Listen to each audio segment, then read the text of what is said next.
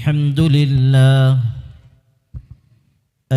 لله نحمده ونستعينه ونستغفره ونؤمن به ونتوكل عليه ونعوذ بالله من شرور أنفسنا ومن سيئات أعمالنا من يهده الله فلا مضل له ومن يضلله فلا هادي له ونشهد أن لا إله إلا الله وحده لا شريك له ونشهد أن سيدنا محمدًا عبده ورسوله صلى الله وسلم وبارك عليه وعلى آله وأصحابه وأزواجه وذرياته ومن تبعهم ودعا بدعوتهم أجمعين أما بعد فأعوذ بالله من الشيطان الرجيم بسم الله الرحمن الرحيم من عمل صالحا من ذكر أو أنثى وهو مؤمن فلنحيينه حياة طيبة ولنجزينهم أجرهم بأحسن ما كانوا يعملون صدق الله مولانا العظيم وقال النبي صلى الله عليه وسلم من يريد الله به خيرا يفقهه في الدين أو كما قال عليه الصلاة والسلام.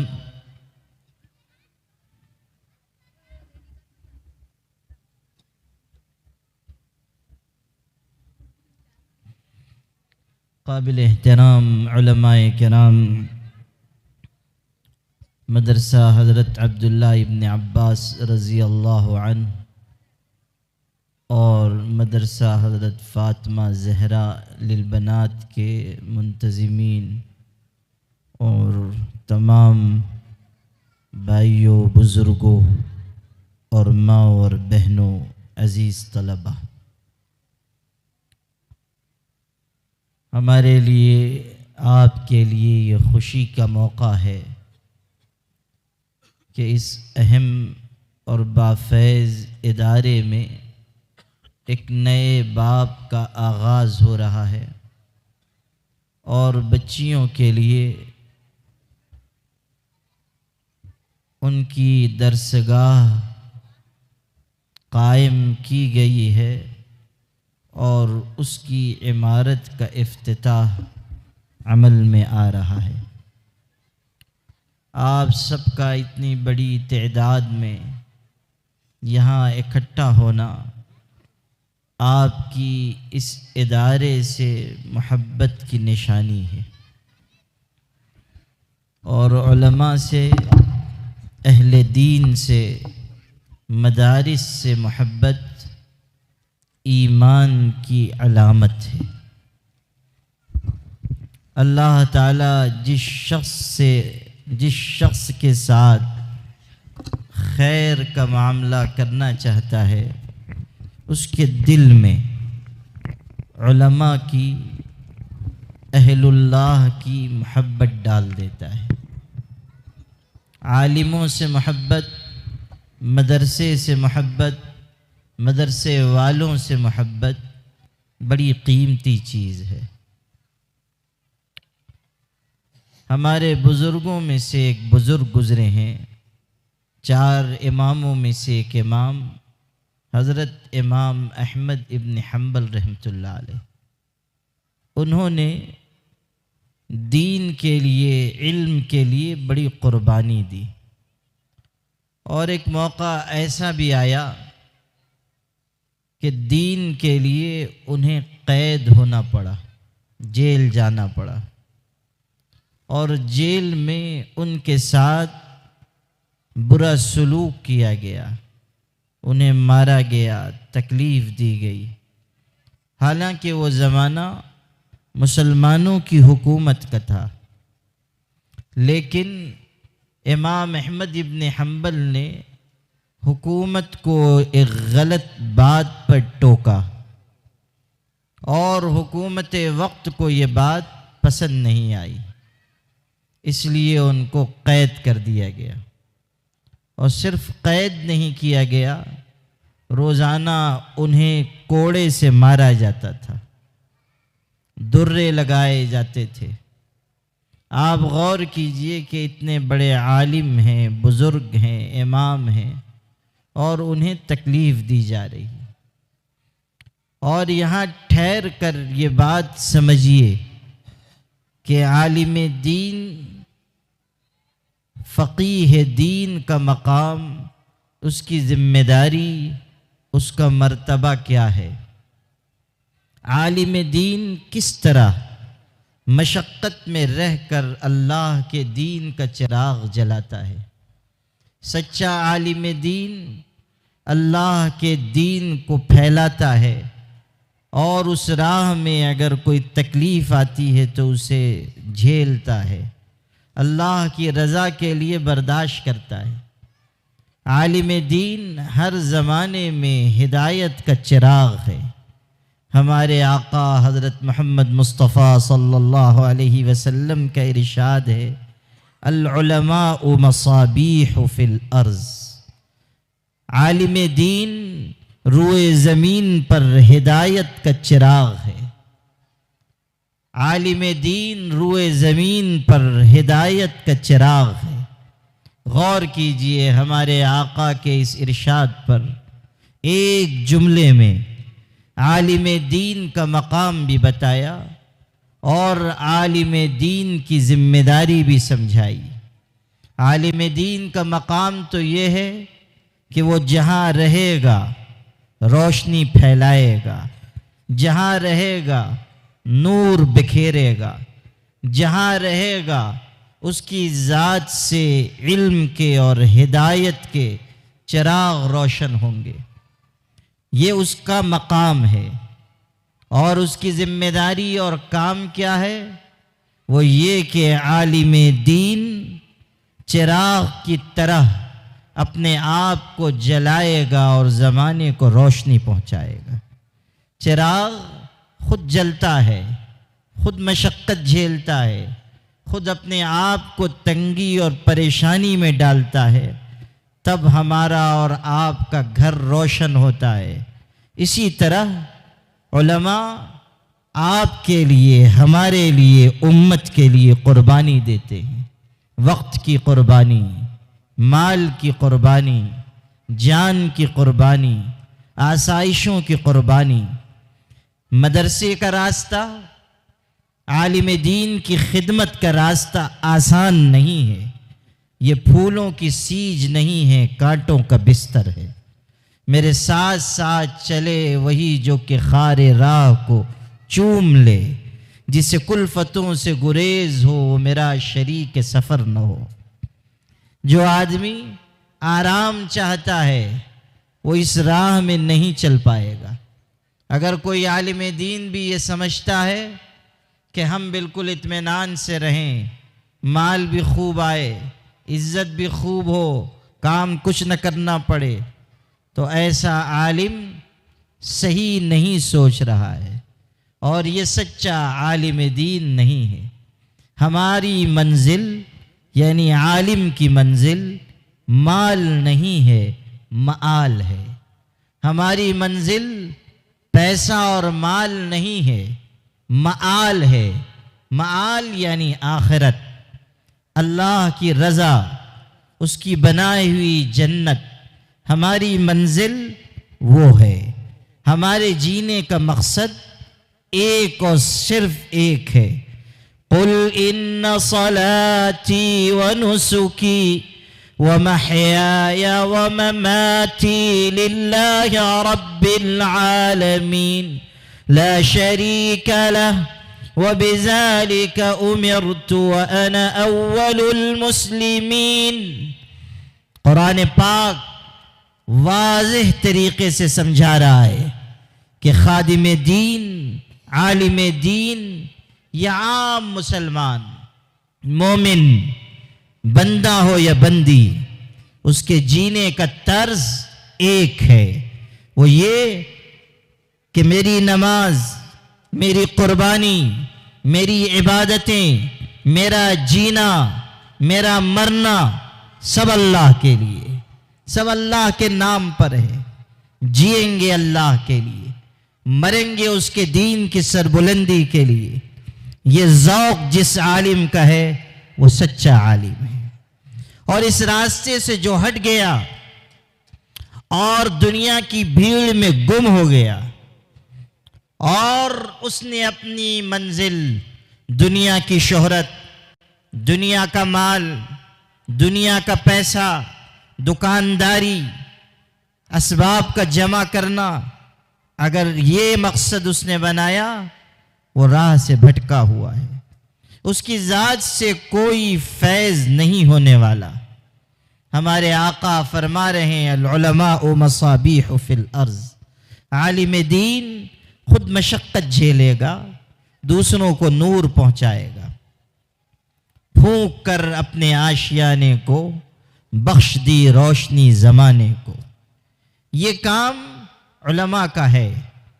امام احمد ابن حنبل عالم تھے اور ایک دینی مسئلے میں حکومت کی رائے سے انہوں نے اختلاف کیا، قید ہوئے، پریشانی جھیلی، ان کو مارا گیا. اتنا مارا گیا کہ جو جلاد ان کو کوڑے لگاتا تھا اس نے یہ بتایا کہ جتنے کوڑے میں نے احمد ابن حنبل کو مارے، اگر کسی ہاتھی کو مارتا تو وہ بھی مر جاتا. اتنی تکلیف جھیلی مگر اپنی رائے نہیں بدلی. دین کے خلاف کسی چیز کو برداشت نہیں کیا. حق پر جمے رہے، حق پر ڈٹے رہے اور اللہ کے دین کے لیے پریشانی برداشت کرتے رہے. اب سنیے، احمد ابن حنبل اللہ کے دین کے لیے مشقت جھیل رہے ہیں اور قربانی دے رہے ہیں. پھر ایک وقت آیا اللہ نے ان کو قید سے رہائی دی اور دنیا سے سب کو جانا ہے. امام احمد ابن حنبل بھی رخصت ہوئے، لیکن اللہ نے اس قربانی کا یہ نتیجہ دکھایا کہ جب ان کا انتقال ہوا تو ان کے جنازے میں ایک روایت کے مطابق 30 لاکھ لوگ شریک ہوئے اور بادشاہ وقت خود کاندھا دینے کے لیے آیا. اللہ نے بتایا کہ جو بندہ دین کے لیے محنت کرے گا اللہ پاک اس کے لیے عزتیں قدموں میں لا کر ڈال دے گا. سینکڑوں سال گزر گئے، آج تک ان کا نام عزت سے لیا جاتا ہے. کیوں؟ اس لیے کہ انہوں نے اللہ کے دین کے لیے قربانی دی. اور یہی عالم دین کا کام ہے اور اسی پیمانے کے مطابق عالم دین کو ناپنا چاہیے. ہمارے بہت سے بھائی ہیں، ذرا کوئی بات کسی عالم کی ان کے مزاج کے خلاف ہو گئی، بس مخالفت شروع، ان کو ستانا شروع، لعنت ملامت شروع. ذرا اجلے کپڑے پہن لیے، اشارے شروع. گاڑی خرید لی تو چندہ کھانے کا الزام لگنا شروع. ہمارے لیے تو بڑی مشکل ہے، ذرا اچھے کپڑے پہن کے بھی نکل جائیے تو کوئی نہ کوئی کہے گا کہ مولانا کسی نے دیا ہے. یعنی ہم اپنے پیسے کے کپڑے بھی نہیں بنا سکتے ہیں. عجیب ذوق مسلمانوں کا ہو گیا. علماء کے سلسلے میں ہمارا ذہن صاف ہونا چاہیے. کسی عالم سے بغض نہ رکھیے. ہمارے فقہا نے یہاں تک لکھا ہے کہ من ابغض عالما بدون عذر شرعی خیف علیہ الکفر، کہ جو آدمی کسی عالم دین سے بغیر شرعی عذر کے بغض رکھتا ہے، دشمنی رکھتا ہے، اندیشہ ہے کہ کفر پر مرے گا، خاتمہ اس کا ایمان پر نہیں ہوگا۔ میرے بھائی، کسی عالم سے دشمنی نہ کرو، کسی عالم دین سے بغض نہ رکھو، عالم دین کو اپنے سر کا تاج سمجھو، اور مدرسہ اسے دین کی خدمت کا مرکز تصور کرو۔ دین کا سب سے بڑا کام کہیں ہو رہا ہے مدرسے میں۔ اگر سب سے زیادہ حفاظت دین، حمایت دین، نصرت دین کا کام کہیں ہو رہا ہے مدرسے میں، دین کی دعوت کا کام سب سے زیادہ مدرسے سے ہوا۔ جماعتوں کو، جمعیتوں کو، تنظیموں کو، اداروں کو، سب کو افراد ملتے ہیں مدرسے سے۔ مدرسہ پاور ہاؤس ہے جہاں سے دین کے تمام شعبوں کو بجلی ملتی ہے۔ جس دن یہ پاور ہاؤس ٹوٹے گا، نہ کوئی جماعت روشن رہے گی، نہ کوئی ادارہ قائم رہے گا۔ مدرسہ قائم ہے تو یہ ملت اپنے قدموں پر کھڑی ہے۔ یاد رکھیے گا، مدرسہ زندہ ہے، قائم ہے تو یہ ملت اپنے قدموں پر کھڑی ہے۔ جب مدرسہ ٹوٹے گا، یہ امت اپنے قدموں پر کھڑی نہیں رہ سکے گی۔ آپ مدرسے کی عظمت، اہمیت، قدر و قیمت اس طرح پہچانیں کہ یہ واحد ادارہ ہے جس کی بنیاد سرکار دو عالم صلی اللہ علیہ وسلم نے خود رکھی ہے۔ اپنے دست مبارک سے مدرسہ قائم فرمایا، اور نہ صرف مدرسہ قائم کیا بلکہ مدرسے کے مدرس بنے، معلم بنے۔ ہمارے آقا خود استاذ ہیں، خود مدرس ہیں، خود پڑھا رہے ہیں۔ فرمایا انما بعثت معلما، مجھے استاذ بنا کر بھیجا گیا۔ آپ قرآن سکھاتے تھے، آپ صحابہ کرام کو دین کے موٹے موٹے مسئلے بتاتے تھے۔ یہاں ہمارے علماء بھی ہیں، مکتب پڑھانے والے بھی ہوں گے، نظماء بھی ہوں گے۔ یہ بھی سمجھیں کہ حضرت نے جو تعلیم دی وہ تعلیم ابتدائی تعلیم زیادہ تھی، بنیادی تعلیم۔ ہمارے مکتب میں قرآن سکھایا جاتا ہے، حضرت قرآن کی تعلیم دے رہے ہیں، یتلو علیہم آیاتہ۔ جو ہمارے اساتذہ مکتب میں پڑھاتے ہیں، کبھی ان سے پوچھئے کہ آپ کیا کرتے ہیں، تو وہ بھی بیچارے ذرا شرماتے ہیں۔ مدرسے میں جو پڑھاتے ہیں یا ناظم ہیں، شیخ الحدیث ہیں، وہ تو فوراً کہتے ہیں خواہ اندر سے مخرج نکال کے کہ ہم شیخ الحدیث ہیں۔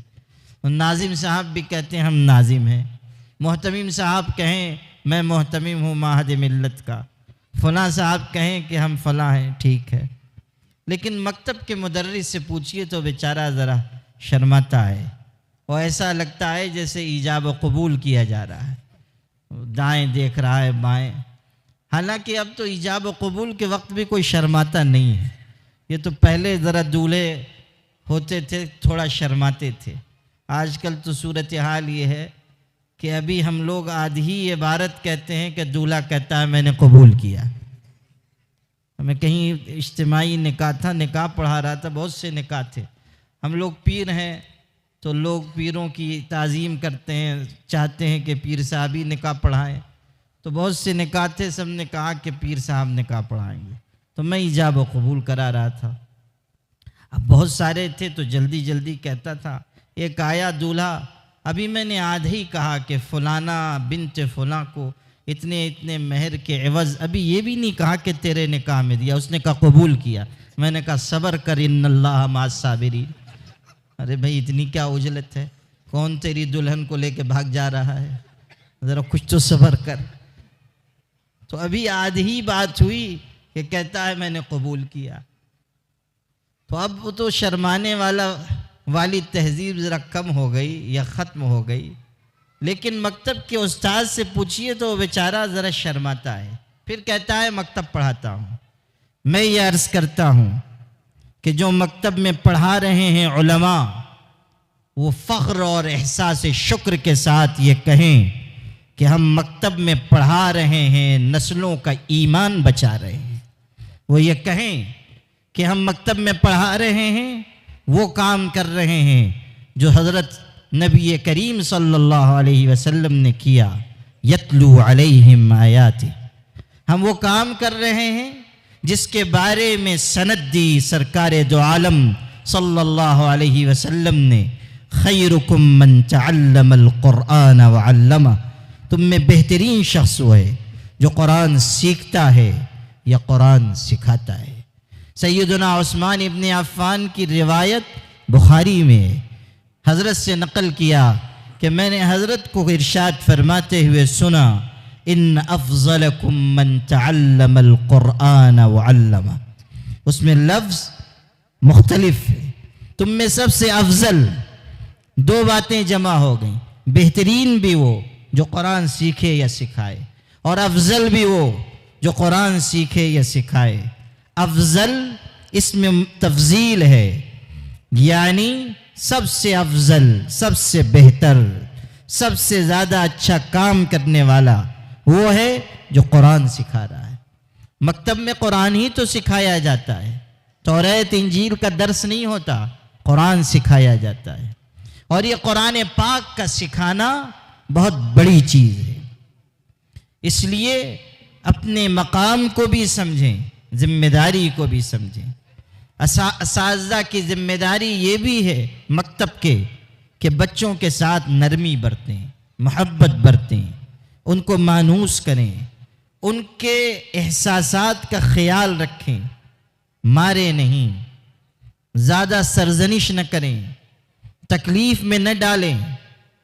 بہت سے ہمارے اساتذہ غفلت برتتے ہیں اور سزا میں حد سے تجاوز کر بیٹھتے ہیں۔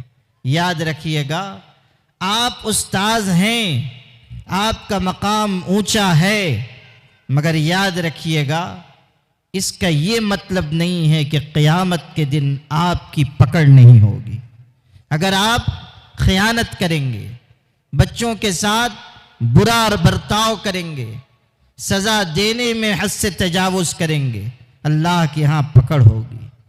ہمیں اللہ سے ڈرنا چاہیے، قوم کے بچوں کو امانت سمجھنا چاہیے، اور انہیں اللہ کے دین کی راہ پر ڈالنے کے لیے محنت کرنی چاہیے۔ خیر، آپ کو جو بات میں سنا رہا تھا وہ یہ کہ حضرت امام احمد ابن حنبل رحمۃ اللہ علیہ، جو 4 اماموں میں سے ایک امام، بہت بزرگ، بہت نیک، بہت بڑے عالم، ان کے محلے کے ایک شخص کا انتقال ہوا۔ اصل یہ واقعہ سنانا تھا۔ ان کے محلے کا ایک شخص گزر گیا، اللہ کو پیارا ہوا، عام آدمی تھا، تو انتقال ہو گیا۔ اب انتقال ہونے کے بعد کسی نے اس کو خواب میں دیکھا اور پوچھا، اللہ کے ہاں آپ کے ساتھ کیا سلوک ہوا، مغفرت ہوئی؟ اس نے کہا الحمدللہ مغفرت ہو گئی۔ خواب دیکھنے والے نے پوچھا کس عمل پر؟ اس نے عجیب بات کہی، ہمارے جتنے عام مسلمان بھائی بہنیں یہاں ہیں دھیان سے سنیں۔ اس نے کہا عجیب بات ہوئی، اللہ نے مجھے زندگی کا ایک واقعہ یاد دلایا کہ ایک مرتبہ میں نماز پڑھنے کے لیے محلے کی مسجد میں گیا تھا، اور محلے کی مسجد میں وضو کر رہا۔ یہ امام احمد ابن حنبل کا پڑوسی ہے، انہی کے محلے میں رہنے والا۔ کہا کہ میں وضو کر رہا تھا، اس زمانے میں لوٹے میں پانی لے کر وضو کیا جاتا تھا، نالی میں پانی بہتا تھا، تو میں وضو کر رہا تھا، آدھا وضو ہو چکا، اتنے میں میری نظر پڑی کہ تھوڑے فاصلے پر حضرت امام احمد ابن حنبل بیٹھے ہوئے ہیں، وہ بھی وضو کر رہے ہیں۔ میرے دل میں یہ خیال آیا کہ حضرت امام صاحب بہت بڑے عالم ہیں، بزرگ ہیں، اللہ والے ہیں، میں تو گنہگار آدمی، خطاکار آدمی، میرے جسم پر گناہ کے داغ دھبے ہیں، اور حدیث میں یہ بات ہے کہ جب آدمی وضو کرتا ہے تو وضو کے ساتھ، وضو کے پانی کے ساتھ اس کے گناہ بھی جھڑتے ہیں۔ وہ مجھ کو یہ خیال ہوا کہ میرے گناہ جھڑ رہے ہیں اور اتنے بڑے عالم کے سامنے سے گزر رہے ہیں، یہ اچھی بات نہیں ہے، مناسب نہیں ہے، عالم کے ادب کے خلاف ہے۔ چنانچہ آدھے وضو میں وہاں سے اٹھ گیا اور لوٹا لے کر دوسری طرف جا کر بیٹھ گیا۔ حضرت امام احمد جہاں وضو کر رہے تھے اس سے اور آگے ادھر جا کر بیٹھ گیا، وہاں جا کر وضو پورا کیا۔ اللہ پاک نے مجھ کو یہ واقعہ یاد دلایا اور فرمایا کہ اے بندے، تو نے میرے ایک عالم بندے کی عزت کی، جا اس کے صلے میں نے تجھ کو معاف کر دیا۔ ایک عالم دین کی تو نے عزت کی، ادب کیا، اس کے بدلے میں تجھ کو معاف کرتا ہوں، مغفرت کرتا ہوں، جنت میں بھیجتا ہوں۔ غور کیجئے کہ ایک عالم دین کی عزت کرنا کتنی بڑی چیز ہے۔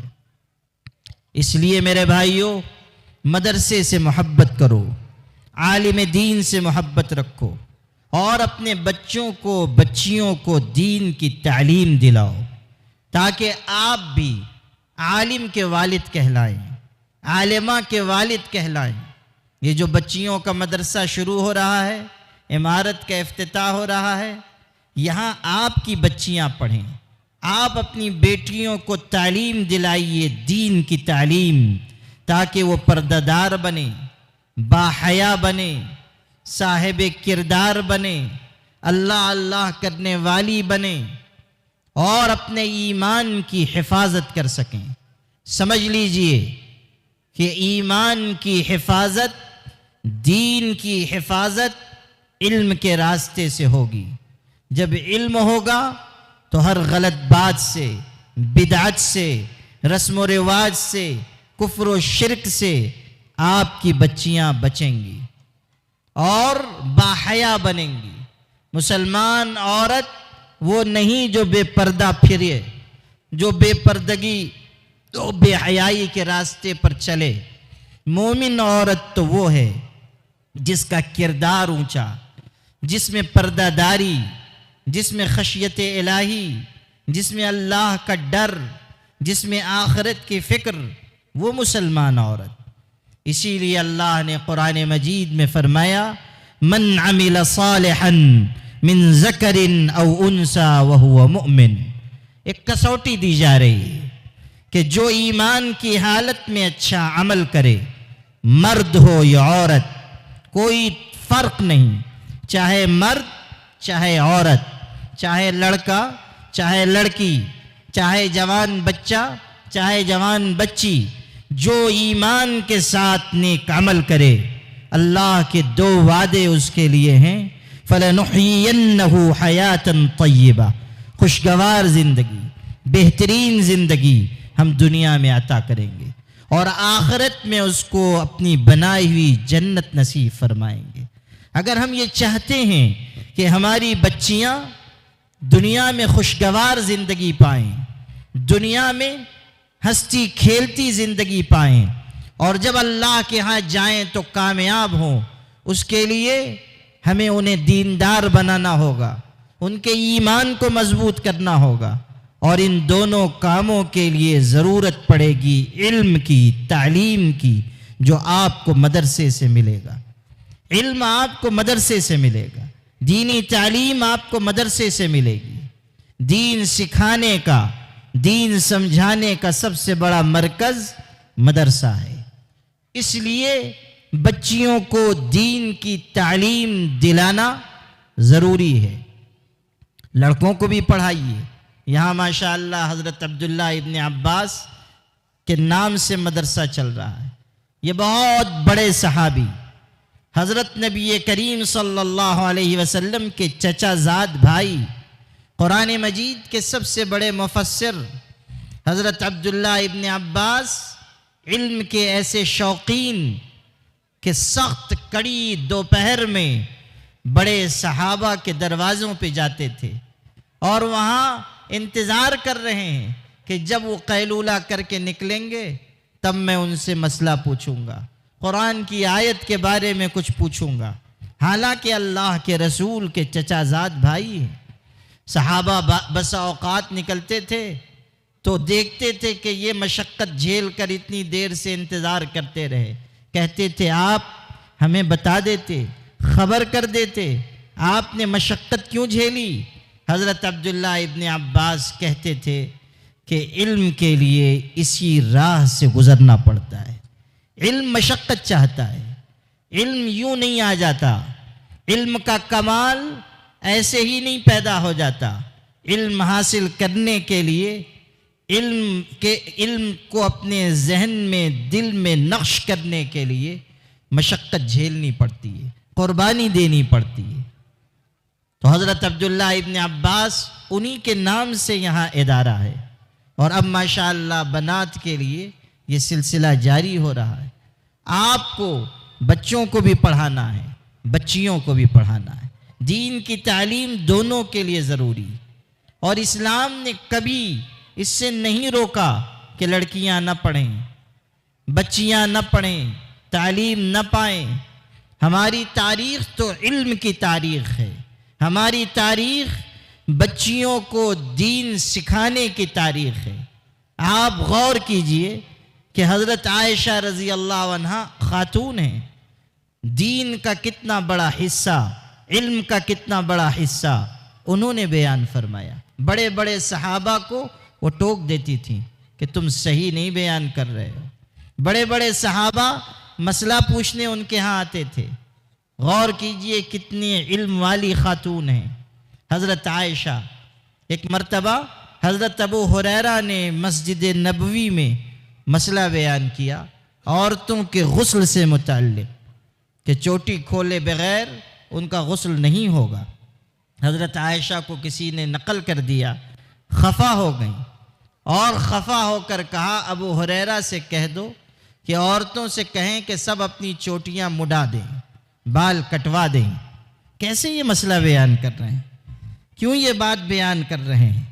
آپ غور کیجئے کہ حضرت عائشہ نے حضرت ابو ہریرہ کو ٹوکا اور انہوں نے اپنی غلطی تسلیم کی، اس لیے کہ علم میں حضرت عائشہ کا درجہ بہت اونچا۔ حضرت عائشہ سے کتنی روایتیں نقل کی گئیں۔ پھر ان سے جنہوں نے علم حاصل کیا، حضرت عمرہ بنت عبد الرحمن، یہ ان کی بہت ممتاز شاگرد تھیں، بہترین علم انہوں نے حاصل کیا، اور ان کے علم کا فیضان عام ہوا۔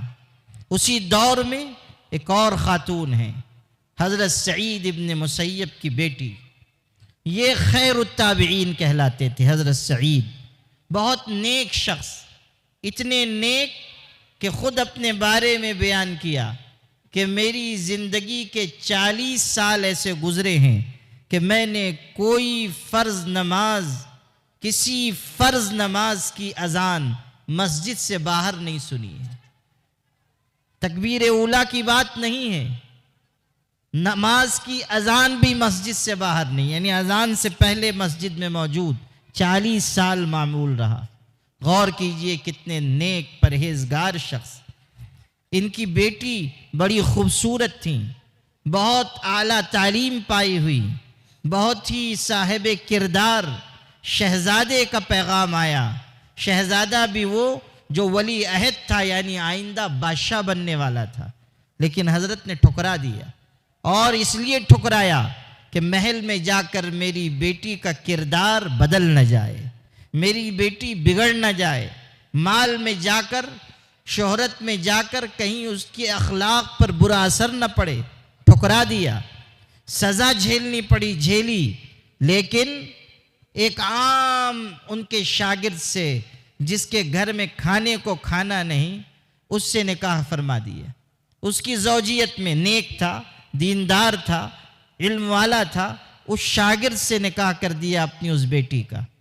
اب سنیے، وہ واقعہ بھی بہت تفصیلی ہے، وقت ہوتا تو میں آپ کو سناتا، لیکن ابھی جو بات آپ کو سنانی ہے وہ یہ، نکاح تو ہو گیا، جوان بچی ہے، شوہر کے گھر آئی ہے، زندگی گزرنا شروع ہوئی، چند دن ہوئے، ان کے شوہر چند دن گزرنے کے بعد ایک دن نکل رہے ہیں صبح کے وقت، جا رہے ہیں مسجد نبوی، مدینہ منورہ میں ہیں، جا رہے ہیں مسجد نبوی۔ بیوی نے پوچھا کدھر چلے؟ شوہر نے کہا آپ کے والد کی مجلس میں جا رہا ہوں، تعلیم پاتا ہوں، حدیث سیکھتا ہوں، کئی دن ہو گئے، اب جا رہا ہوں تعلیم حاصل کرنے کے لیے، علم حاصل کرنے کے لیے۔ اب سنیے غور سے، وہ خاتون، وہ بیٹی، وہ کہہ رہی ہے اجلس اعلمک علم سعید، بیٹھ جائیے، جتنا علم میرے والد کے سینے میں ہے وہ سارا علم میرے سینے میں بھی ہے، جتنی حدیثیں ان کو یاد ہیں مجھے بھی یاد ہیں۔ آپ وہاں جا کر جو حدیثیں سنیں گے یہیں گھر میں بیٹھ جائیے، میں آپ کو سنا دیتی ہوں۔ غور کیجیے، شادی کی عمر کیا ہوتی ہے؟ اس عمر میں اپنے والد کے علم کی امین ہے یہ بیٹی۔ یہ ہے اسلام کی تاریخ، یہ ہے مسلمان خواتین کی تاریخ۔ حضرت امام مالک، جنہوں نے موطا امام مالک لکھی، کتنی زبردست حدیث کی کتاب، وہ حدیث شریف پڑھاتے ہوتے تھے، طلبہ پڑھ رہے ہیں، روایتیں بیان کی جا رہی ہیں، اگر کہیں اعراب کی غلطی ہوتی تھی، یہ حدیث میں کہیں کوئی شخص پڑھنے والا کوئی غلطی کرتا تھا تو صاحبزادی وہ پردے میں بیٹھ کر سن رہی ہوتی تھی، امام مالک کی بیٹی وہ سن رہی ہوتی تھی، جہاں غلطی ہوتی تھی اندر سے کنڈی بجا دیتی تھی، اشارہ ہوتا تھا کہ غلط پڑھا گیا۔ اور امام مالک کو اپنی بیٹی پر اتنا اعتماد تھا کہ ارشاد فرماتے تھے پڑھنے والے سے کہ تم پھر سے پڑھو، اعد فالغلط معک، پھر سے دہراؤ، غلطی کی ہے تم نے۔ اتنا اعتماد تھا اپنی بیٹی پر کہ یہ غلطی کو پکڑتی ہے، اس کا علم تازہ ہے، نحو و صرف مضبوط، حدیث شریف پر نظر۔ اور یاد رکھیے، علم کے راستے سے ہی ہماری بچیوں کے اندر بہترین تربیت آئے گی، بہترین اخلاق پیدا ہوں گے۔ یہ جو آج کل گھروں میں مسائل ہیں، پریشانیاں ہیں، ازدواجی زندگی میں اونچ نیچ، یہ سب تربیت نہ ہونے کی وجہ سے ہے۔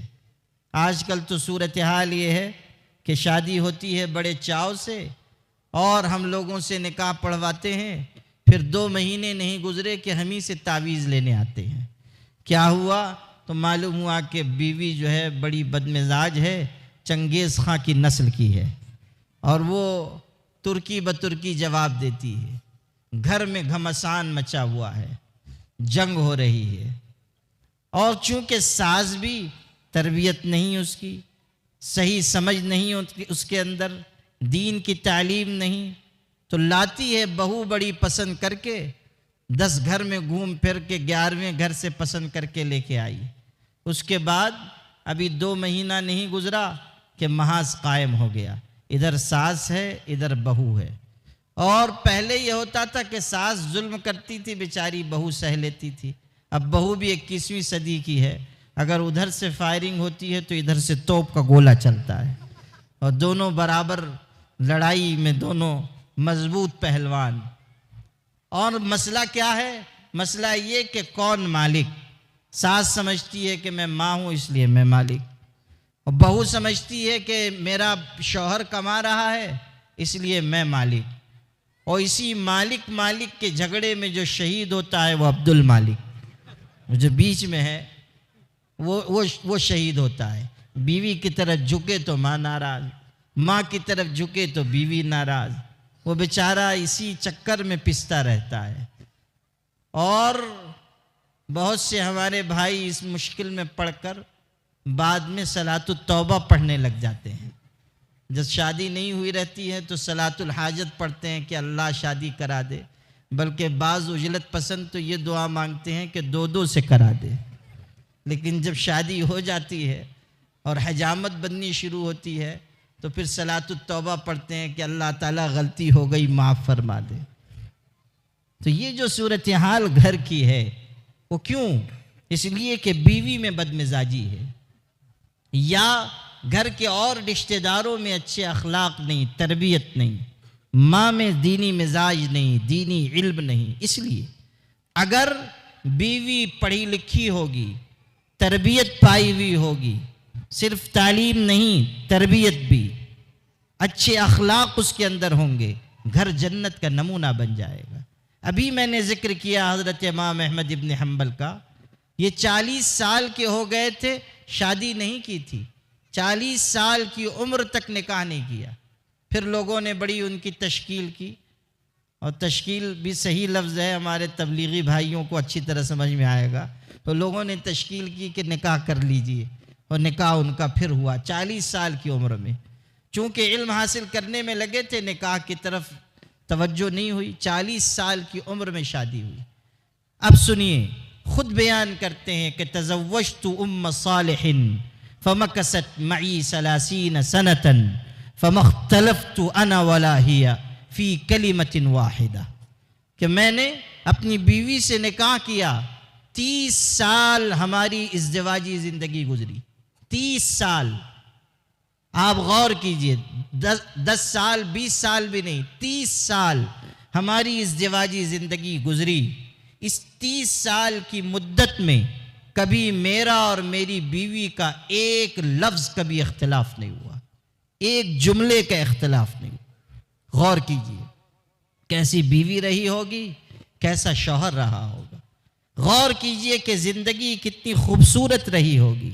دنیا میں جنت کا نمونہ یہی زندگی ہے، اور یہ زندگی ملے گی طاعت کی برکت سے، یہ زندگی ملے گی دین کے علم اور تربیت کے نتیجے میں۔ اس لیے میرے بھائیوں، اپنی بچیوں کو عالم بناؤ، اپنے بچوں کو حافظ بناؤ، دین کی راہ پر ان کو ڈالو، اور جہاں یہ کام ہو رہا ہے یعنی مدرسہ، جہاں یہ خدمت انجام دی جا رہی ہے یعنی درسگاہ، اس کی قدر و قیمت پہچانیے، اور اس درسگاہ پر، مدرسے پر اپنی حلال کمائی لگائیے، اپنا پیسہ لگائیے، اپنی محبت مدرسے پر نچھاور کیجیے۔ سمجھ لیجئے، مال کا مقدر ہے خرچ ہونا، یہاں نہیں لگے گا کہیں اور لگ جائے گا، بیماری میں لگ جائے گا، پریشانی میں لگ جائے گا، کسی حادثے میں لگ جائے گا، کسی معصیت میں لگ جائے گا۔ لیکن اگر آپ کا مال مدرسے پر خرچ ہوگا، آپ کے لیے صدقہ جاریہ ہوگا، آپ جب تک زندہ ہیں تب تک بھی اجر مل رہا ہے، جب آپ فوت ہو گئے قبر میں اجالا مدرسے کی خدمت کی وجہ سے ہوگا، آپ کی قبر روشن، آپ کی آخرت بہترین۔ کنجوسی نہ کیجیے، بخل نہ کیجیے، ہاتھ روک کر نہ رکھیے۔ ہمارے آقا حضرت محمد صلی اللہ علیہ وسلم نے فرمایا حضرت ام سلمہ سے، ام سلمہ روک روک کر نہ رکھ، گن گن کر نہ رکھ، ورنہ اللہ بھی تجھے گن گن کر دے گا۔ بخاری میں ہے حدیث قدسی، یبن آدم انفق علیک، آدم کے بیٹے اللہ کی راہ میں خرچ کر، ہماری راہ میں لٹا، ہم بھی تجھ پر خرچ کریں گے، ہماری راہ میں دے گا ہم بھی تجھے دیں گے۔ روک کر رکھے گا مصیبت آئے گی، روک کر رکھے گا پریشانی آئے گی، کوئی آفت آ جائے گی۔ بخل مصیبت لاتا ہے۔ حضرت قاری عبد الرحمن پانی پتی کا قصہ بڑا دلچسپ ہے، میں مدرسوں کے جلسوں میں سناتا ہوں، آپ بھی سن لیجیے۔ قاری عبد الرحمن صاحب بڑے عالم تھے، قاری تھے، اور پانی پت میں وہ پڑھاتے تھے۔ وہ زمانہ ایسا نہیں تھا کہ مدرسے کی عمارت ہو اور بچے ٹھہریں اور ان کو کھلایا جائے۔ مسجد میں پڑھاتے تھے، لوگ آ کر مسجد میں ٹھہر جاتے، محلے والے کھلا دیتے، قصہ ختم، قاری صاحب پڑھا دیتے۔ ایک بڑا نیک طالب علم تھا، پہنچا، قاری صاحب سے کہا آپ سے پڑھنا چاہتا ہوں۔ قاری صاحب نے کہا بہت اچھا، مدرسے میں رک جاؤ، مسجد میں رک جاؤ، میں پڑھا دوں گا، محلے والے کھلا دیں گے۔ وہ بیچارہ رک گیا، بڑا نیک تھا، پرہیزگار تھا اور علم کا شوقین۔ مگر مصیبت یہ ہوئی کہ اس زمانے میں محلے والوں پر کنجوسی کا دورہ پڑا ہوا تھا۔ کبھی کبھی کنجوسی کا بھی دورہ پڑتا ہے، تو کنجوسی کا دورہ تھا، کسی نے کھلایا ہی نہیں، کسی نے پوچھا ہی نہیں، بیچارہ ایک دن فاقے سے رہا، پریشان، لیکن کسی سے کچھ نہیں کہا، ہاتھ نہیں پھیلایا، اور یہ ارادہ کیا کہ مر جاؤں گا مگر یہاں سے واپس نہیں جاؤں گا۔ بڑا نیک، ہمت کا پکا رہ گیا۔ ایک دن گزرا، 2 دن گزرا، فاقے سے ہے، بھوکا ہے، تیسرا دن آیا، بھوکا ہے۔ اب اللہ کی نصرت ظاہر ہوئی۔ ہوا یہ کہ محلے میں ایک آدمی کا انتقال ہو گیا۔ انتقال ہوا، دستور یہ تھا کوئی مر جائے تو 40 دن کھانا کھلاؤ، کسی طالب علم کو کھانا کھلاؤ۔ اب وہ مرا، 40 دن کی خوراک کا انتظام ہو گیا، 40 دن کا کھانا شروع۔ 39واں دن تھا کہ دوسرا ٹپک پڑا، محلے کا دوسرا آدمی فوت، پھر 40 دن کی ترتیب۔ اب کی 37واں 38واں دن ہی تھا کہ تیسرے کو ملک الموت اٹھا کے لے گئے۔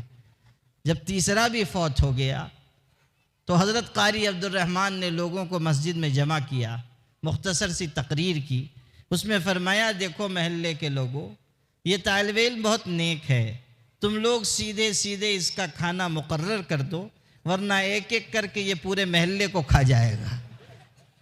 یعنی اگر کھانا نہیں کھلاؤ گے تو ایک ایک کر کے یہ پورا محلہ صاف کر دے گا۔ تو بخل مصیبت لاتا ہے، کنجوسی مصیبت لاتی ہے۔ اللہ کی راہ میں خرچ کیجئے کشادہ دلی کے ساتھ، اللہ کے خزانے میں کسی چیز کی کمی نہیں ہے، اللہ آپ کو نوازے گا، اللہ آپ کو مالا مال کرے گا۔